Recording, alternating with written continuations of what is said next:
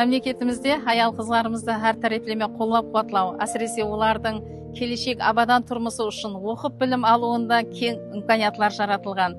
Мінекей осындай имканиятлардан пайдаланып, бүгінгі күнде аял қызларымыз жоғары оқу орындарында қосымша квоталар берілу арқылы жоғары оқу орындарының студенті болу бақытына миясар болмақта. Социалдық жәрдемге мұқтаж шаңырақтардағы қызларымыздың жоғары оқу орындарына кіруде қосымша имканиятлар беруде шаңырақ һәм аял қызлар бөлімінің ұсыныстамалары айрықша орын тұтады. Мінекей бүгінгі күнде ұсыныстама жеңілдіктеріменен жоғары оқу орындарына кіріп отырған қызларымыздың саны көбеймекте.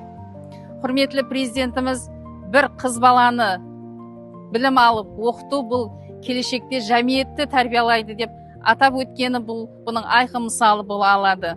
Мемлекетімізде жаратылып отырған имканиятлардан пайдаланған бүгінгі күндегі білімлі, шаққан, зерек қызларымызды, жоғарғы оқу орнына кірген студент болу бақытына миясар болған қызларымызды районлық шаңырақ һәм аял қызлар бөлімі атынан қызғын құттықтаймын. Олардың оқуларында үлкен табыстар, жетістіктер тілеп қаламын.